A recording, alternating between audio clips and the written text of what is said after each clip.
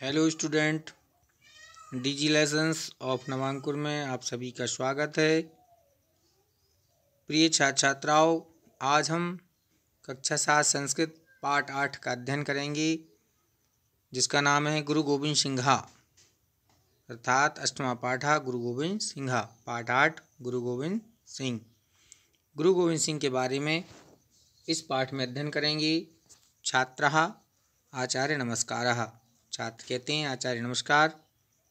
शिक्षिका कहता है उपसंतु सर्वे, सभी बैठ जाइए। कुलदीपः आर्य पूर्व धर्म संरक्षकाणां वीर पुरुषाणां विवेकानंदः शिवाजी महाराणा प्रतापः इत्यादिनां विषय श्रुतम माने सुना है। पूर्व धर्म सुरक्षा करने वाले वीर पुरुष जैसे विवेकानंद, शिवाजी, महाराणा प्रताप इत्यादि के विषय में सुनना है। किंतु गुरु गोविंद सिंहस्य विषय ना जानामि, लेकिन गुरु गोविंद सिंह के विषय में नहीं जानता हूँ। प्रतापः प्रताप कहता महोदय वयम गुरु गोविंद सिंहस्य चरित्रम ज्ञातुम इच्छामः। हम सब गुरु गोविंद सिंह के चरित्र को जानना चाहते हैं।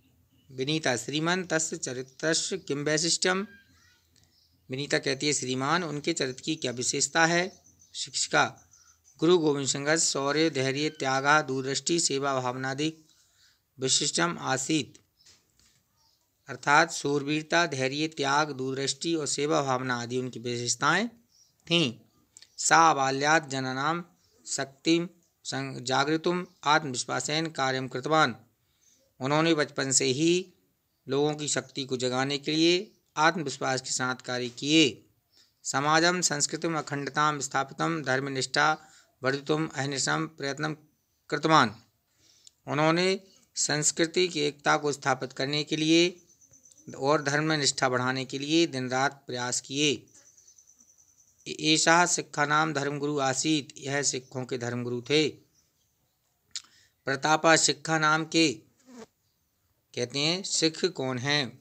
शिक्षिका सिख धर्मानुयायिनः सिक्खा, अर्थात सिख धर्म के अनुयायी सिख हैं। यथा जैन धर्मा तथा सिख धर्मा, जैसे जैन धर्म वैसे ही उसी प्रकार सिख धर्म। भारते बहवा धर्मा विकासम प्राप्ता, भारत में बहुत से धर्मों को विकास प्राप्त हुआ। अतः सर्वे धर्मा समाना, इसलिए सभी धर्म समान हैं। कुलदीपा कहता है किम गुरु गोविंद सिंघा सिख धर्म प्रवर्तकः, क्या गुरु गोविंद सिख धर्म को चलाने वाले हैं। शिक्षिका गुरु नानक एवं सिख धर्मस्य प्रवर्तका, गुरु नानक ही सिख धर्म के चलाने वाले हैं। सा एव तेषां प्रथमा गुरु आसीत, और वह ही उनके प्रथम गुरु थे। गुरु गोविंद सिंह तु दशमा अंतिमस्य गुरु आसीत, गुरु गोविंद सिंह तो 10वें और अंतिम गुरु थे। गुरु गोविंदस्य जन्म कदा अभवत्, गुरु गोविंद सिंह का जन्म कब हुआ। शिक्षिका 1666 वर्षे कार्तिक शुक्ल सप्तम्यां तस्य जन्म पटना नगरे अभवत्।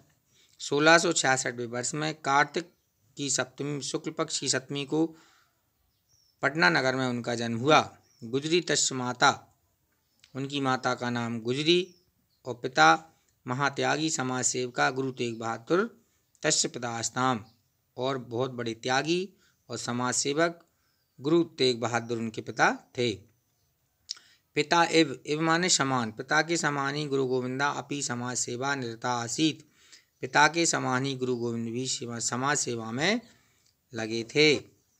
कुलदीपा समाज सेवार्थम गुरु गोविंदा किम कृतवान, समाज सेवा के लिए गुरु गोविंद सिंह ने क्या किया। शिक्षिका तस्मैन समय भारतीय संस्कृत विनाशकस्य क्रूरस्य मुगल शासकस्य औरंगजेबस्य शासनमासीत, उस समय भारतीय संस्कृति के विनाशक क्रूर मुगलों का शासक औरंगजेब का शासन था।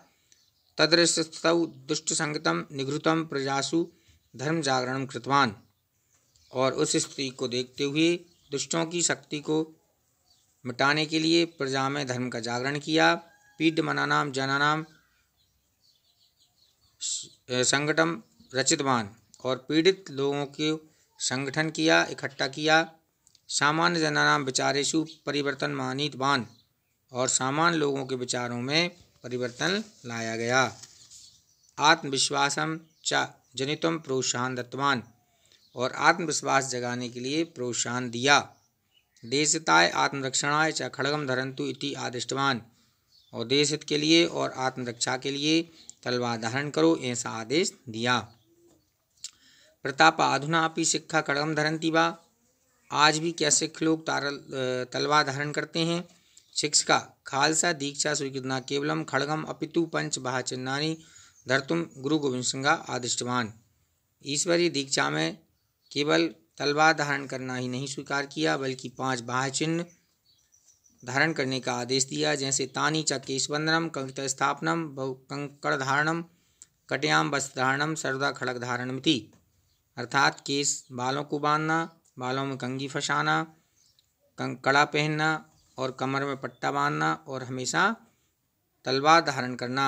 एतानि चिन्हानि समर्पण, परिशुद्धता, देवभक्ति, शीलम, शौर्यम इत्यदान भवान स्मारयन्ति, और ये चिन्ह उनको समर्पण, परिशुद्धता, देवभक्ति, शीलता और वीरता आदि की याद दिलाते हैं। कुलदीपः खालसा दीक्षा नाम किम, अर्थात खालसा दीक्षा क्या है। वो कहता है खालसा ईश्वरीय दीक्षा, अर्थात खालसा जो है वह ईश्वरीय दीक्षा है। ईश्वरस्य निश्चले आराधने एवं तीर्थयात्रा, दानम, दया, तपः, संयमनस्य असतीत या भवति, अर्थात खालसा दीक्षा को स्वीकार करके न केवल खालसा नाम ईश्वरीय दीक्षा जो है वह ईश्वर की निश्चल आराधना है। तीर्थ, दया, दान, दया, तप और संयम जो भाव पैदा होते हैं उसके हृदय में पूर्ण ज्योति का प्रकाश होता है। सा एव खालसा भवति, और वह ही खालसा है। विनीता पुनरपि कथम समाजम प्रेरितवान, पुनः समाज को फिर से समाज को किस तरह प्रेरणा दी। शिक्षिका गुरु गोविंद सिंह वीर रसे सहज कवि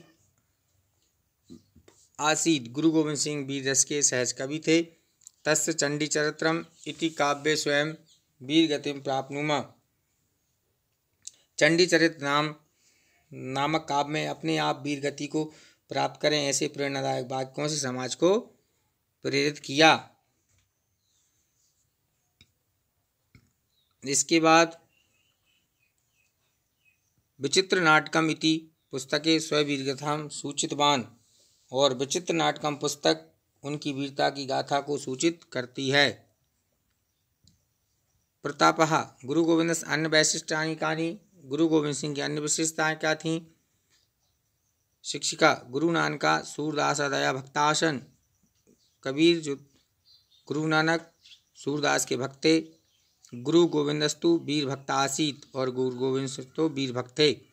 सा हिंदू संगठितवान, उन्होंने हिंदू शक्ति को संगठित इकट्ठा किया। सर्वे समाना एकमेव भगवता ज्योति सर्वेषु ज्वलति, सभी समान है और एक ही ईश्वर की ज्योति सब में जलती है।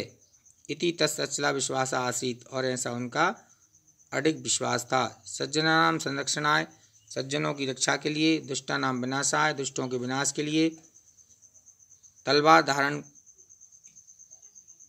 खड्गम गृहीत्वा, तलवार धारण करो, और युद्धम कुरु, युद्ध करो, खड्गस जयस्तु, तलवार की जय हो, इति निनादम कुर्बन, इस तरह से निनाद करो, और बहुनी युद्धानि कृतवान, इस तरह से युद्ध कीजिए।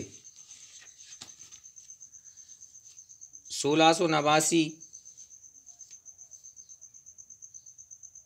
वर्षस् अप्रैल मासता मृत्यु पर्यंतम शत्रुन भयतवान, तेषां हृदयसु कंपन जनितवान, और धर्म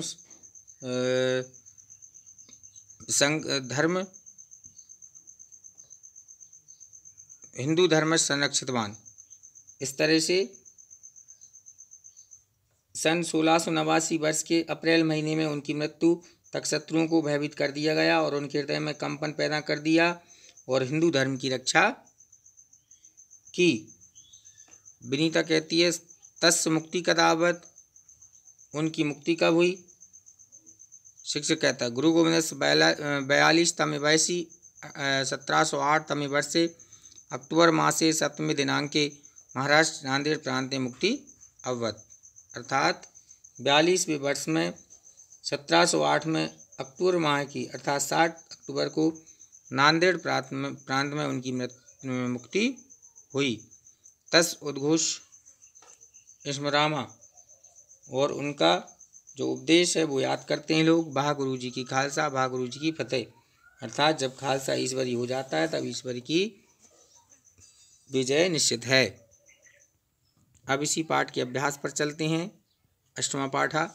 सिक्खा नाम 10वां गुरु का आसीत तो गुरु गोविंद सिंह। सिख धर्म प्रवर्तक का आसीत गुरु नानक।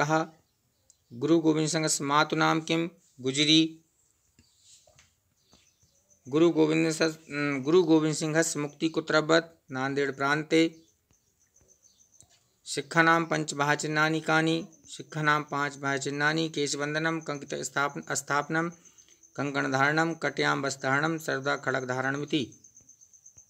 गुरु गोविंदस्य जन्म कदा अभवत्। गुरु गोविंदस्य जन्म 1666 तमे वर्षे कार्तिक शुक्ल सप्तम्यां पटना नगरे अभवत्। कुत्र धर्मा विकासं प्राप्तः भारतीय वैभव धर्मा विकासं प्राप्तः। विदेशिया कीदृश आसन विदेशिया भारतीय संस्कृति विनाशकासन। आचार्यण केशाम कथा श्रावितः आचार्यण गुरु गोविंद सिंहस्य कथा श्रावितः। कोष्टक के शब्दों का प्रयोग करके खाली स्थानों को भरिए। एकमेव खालिस्तान ज्योति सर्वेषु ज्वलति भगवता। सेकंड में आएगा गुरु गोविंद सिंह आत्मविश्वासेन कार्यं कृतवान। तीसरे में आएगा बाह्य गुरु जी की फतेह। और चौथे में आएगा खड़गम गृहीत्वा युद्धम कुरु। इसके बाद सही जोड़ी। प्रथमा गुरु गुरु नानक। 10वां गुरु गुरु गोविंद सिंह। जन्म कार्तिक शुक्ल सप्तमी। गुरु गोविंद सिंह वीर भक्ता पितु नाम गुरु तेग बहादुरा।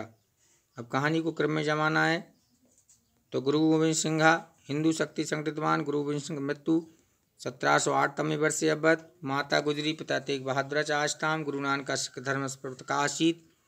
और गुरु गोविंदस्य जन्म कार्तिक शुक्ल सप्तम्याम अभवत्। पहली लाइन आएगी गुरु नानक सिख धर्म प्रवर्तक आसीत्। सेकंड नंबर पे आएगी गुरु गोविंदस्य जन्म कार्तिक शुक्ल सप्तम्याम अभवत्। तीसरी लाइन है माता गुजरी पिता तेग बहादुर च आस्ताम। और चौथी लाइन है गुरु गोविंद सिंह हिंदू शक्ति संगठितवान। और पांचवी लाइन है गुरु गोविंदस्य मृत्यु 1708 तमे वर्षे अभवत्। धन्यवाद प्रिय छात्र छात्राओं।